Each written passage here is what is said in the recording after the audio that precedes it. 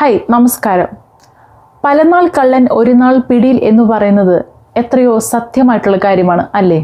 അതെ, അങ്ങനെയുള്ള ഒരു കള്ളനെക്കുറിച്ചും ആ കള്ളനെ റിലേറ്റഡ് ആയിട്ടുള്ള തല ഉയർത്തി നിന്നിരുന്ന കുറേ ശാഖകളെക്കുറിച്ചുമാണ് ഞാൻ ഇന്ന് പറയാൻ പോകുന്നത്. ജെഫ്രി എസ്റ്റിനെ കുറിച്ചാണ് ഞാൻ പറയാൻ പോകുന്നത്. ആരാണ് ഈ ജെഫ്രി എസ്റ്റിൻ?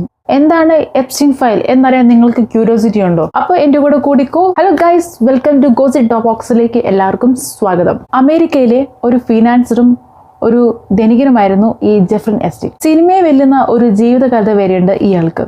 അതായത് ഈ ജെഫ്രി എസ്റ്റിന് ഒരു പ്രൈവറ്റ് ആയിട്ടൊരു അയർലൻഡ് ഉണ്ട്. ഈ അയർലൻഡിന്റെ പേരെന്താണെന്ന് ചോദിച്ചുകൊണ്ട് ജെയിംസ് അയർലൻഡ് എന്നാണ് പേര്. ഇയാള് അമേരിക്കയിലെ പാവപ്പെട്ട കുട്ടികളെയും അതായത് ഹോംലെസ് ആയിട്ടുള്ള പ്രായം തികയാത്ത കുട്ടികളെ പറഞ്ഞു പറ്റിച്ച് കബളിപ്പിച്ച് അവിടുന്ന് തട്ടിക്കൊണ്ടുപോയി ഈ പറഞ്ഞ ദ്വീപിലോട്ട് കൊണ്ടുവരും. അത് എന്തിനാണെന്ന് ചോദിച്ചിട്ടുണ്ടെങ്കിൽ ഈ ആളുമായിട്ട് കണക്റ്റഡ് ആയിട്ടുള്ള വലിയ വലിയ സിനിമാക്കാർക്കും ഈ രാഷ്ട്രീയ നേതാക്കൾക്കും ഒക്കെ അവരെയൊക്കെ പ്രീതിപ്പെടുത്താനും അവരുടെ ലൈംഗിക ആവശ്യത്തിന് വേണ്ടി ഉപയോഗിക്കുന്നു. അതായത് ഇയാൾക്ക് ലളിത എക്സ്പ്രസ് എന്ന് പറയുന്ന ഒരു പ്രൈവറ്റ് ജെറ്റ് ഉണ്ട്. ഈ ജെറ്റിലാണ് ഇയാളുടെ ഈ ഒരു പ്രൈവറ്റ് അയർലൻഡിലോട്ട്, അതായത് ജെയിംസ് അയർലൻഡ് എന്ന് പറയുന്ന അയർലൻഡിലോട്ട് നേരത്തെ പറഞ്ഞ ഈ സെലിബ്രിറ്റീസിനൊക്കെ കൊണ്ടുവരുന്നത്. എന്നിട്ട് അവിടെ നടക്കുന്നതോ ക്രൂരമായ മർദ്ദനവും പീഡനവും. അങ്ങനെ ഇയാളുടെ ക്രൂരകൃത്യങ്ങളെല്ലാം കണ്ടിന്യൂ ചെയ്തുകൊണ്ട് പോവുകയും പിന്നെ 2008 ഒരു സെക്സ് റാക്കറ്റ് റിലേറ്റഡ് ആയിട്ട് ഇയാളെ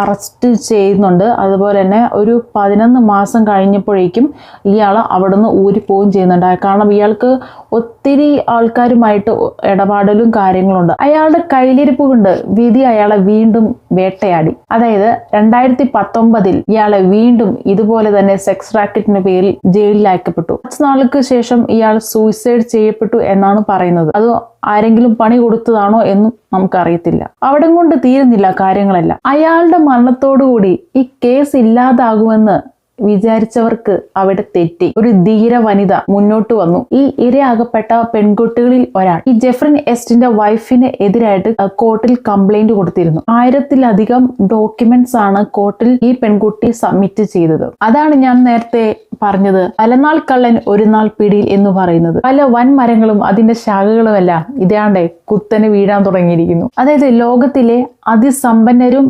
ശക്തരും സിനിമാക്കാരും രാജാക്കന്മാരും ശാസ്ത്രജ്ഞരും ആയിട്ട് വളരെ അധികം ബന്ധം പുലർത്തിയിരുന്ന ഒരാളാണ് ഈ ജെഫ്രി എസ്റ്റിൻ. അതുകൊണ്ട് തന്നെ അതായത് ഈ കേസിൽ അകപ്പെട്ട പ്രമുഖരെ കുറിച്ച് അറിയാനുള്ള പൊതുജനത്തിന്റെ താല്പര്യത്തെ മാനിച്ചാണ് കോടതി രേഖകൾ പുറത്തുവിട്ടിരിക്കുന്നത്. മുഖംമൂടി അണിഞ്ഞ പല മാന്യന്മാരുടെയും കഥകൾ പുറത്തു വന്നിരിക്കുന്നത്. പക്ഷെ ഇതിൽ നമ്മുടെ ഇന്ത്യയിലുള്ള ആൾക്കാരുടെ പേരുകളുമുണ്ട്. പക്ഷെ അത് എത്രത്തോളം സത്യമുണ്ട് എന്ന് നമുക്ക് അറിയത്തില്ല. അറിയില്ലാത്തൊരു കാര്യം നമുക്ക് ഇതിൽ പറയാൻ പറ്റില്ല. ഒന്ന് ആലോചിച്ചു നോക്കൂ. അയാളുടെ ആവശ്യങ്ങൾ നിറവേറ്റാനും സമ്പാദ്യം ഉണ്ടാക്കാനും വേണ്ടി പാവപ്പെട്ട പെൺകുട്ടികളെ, അതായത് ഹോംലെസ് ആയിട്ടുള്ള പെൺകുട്ടികളെ തട്ടിക്കൊണ്ടുപോയി അവിടെ ക്രൂരമായി മർദ്ദിച്ച് പീഡിപ്പിച്ച് അവരെ കൊല്ലുന്നു.